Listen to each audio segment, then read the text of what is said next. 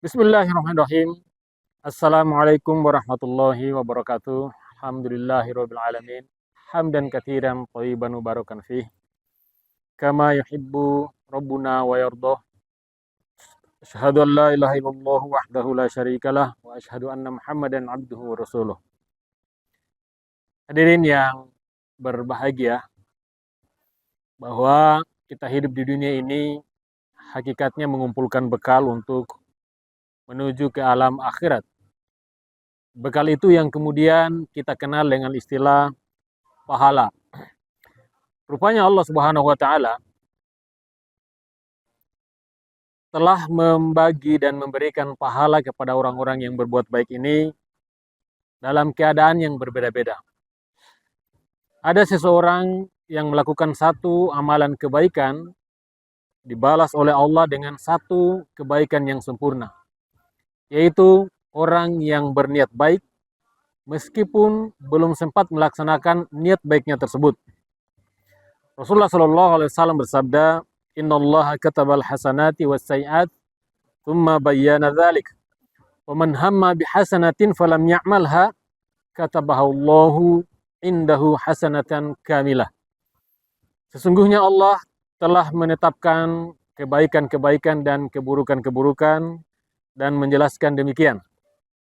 Barang siapa yang berniat berbuat baik tetapi belum sempat melaksanakannya, maka Allah telah mencatatnya sebagai satu kebaikan yang sempurna. Kemudian, kadang-kadang Allah Subhanahu wa taala memberikan pahala bagi orang melakukan kebaikan dengan satu pahala dan dilipat gandakan menjadi 10 kebaikan yang sempurna. Seperti orang yang membaca Al-Quran. Rasulullah SAW bersabda, Man qara harfan min kitabillahi falahu hasanatun wal hasanatu bi'asyri amthaliha. Barang siapa yang membaca satu huruf dari kitab Allah, maka Allah akan memberikan baginya satu pahala yang sempurna, dan satu pahala itu dilipat gandakan sampai 10 kali lipat. Makanya Nabi SAW mengatakan, La aqulu alif lam mimun harf. Saya tidak mengatakan alif lam mim itu satu huruf, walakin alifun harf, akan tetapi alif satu huruf, walamun harf, lam juga satu huruf, wa mimun harf, dan mim juga satu huruf. Itu artinya kita membaca alif lam mim dalam Al-Quran, kita akan mendapatkan sampai 30 kali lipat pahala dari Allah Subhanahu wa taala. Yang ketiga, ada pahala yang Allah Subhanahu wa taala siapkan sampai 700 pahala, yaitu orang yang berinfak atau bersedekah di jalan Allah Subhanahu wa taala. Allah Subhanahu wa taala berfirman dalam surat Al-Baqarah ayat 261, A'udzubillahi minasyaitonirrajim.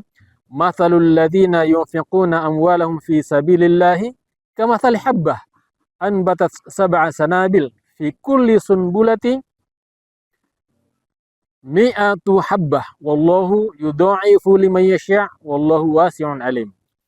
Perumpamaan orang-orang yang berinfak di jalan Allah seperti orang yang menanam satu benih. Dari satu benih itu melahirkan 7 tangkai, dari 7 tangkai itu melahirkan 100 buah, sehingga satu benih yang ditanam mendapatkan 700 buah. Oh muslimin rahimakumullah, betapa agung, betapa besar keutamaan orang yang berinfak di jalan Allah Subhanahu wa taala.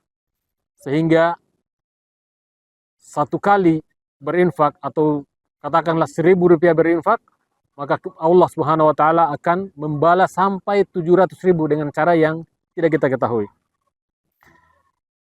Dan ada amalan yang tak terbatas pahalanya, seperti pahala orang yang memaafkan kesalahan orang lain. Memaafkan kesalahan orang lain memang berat. Mengikhlaskan hati kita dari orang yang menyakiti kita memang berat, memang sulit. Tetapi pahalanya di sisi Allah Subhanahu wa taala tak ternilai. Sebagaimana firman Allah dalam surat Asy-Syura ayat 40, A'udzubillahi minasyaitonirrajim. Faman afa wa aslaha fa ajruhu 'ala Allah. Innahu la yuhibbul zalimin. Barang siapa yang memaafkan kesalahan orang dan berbuat baik, maka pahalanya di sisi Allah Subhanahu wa taala sesungguhnya Allah tidak menyukai orang-orang yang berbuat zalim. Maka dari itu kita rajin-rajin beramal insyaallah. Semoga Allah Subhanahu wa taala memberikan kita pahala-pahala yang tak ternilai harganya. Demikian, Assalamualaikum warahmatullahi wabarakatuh.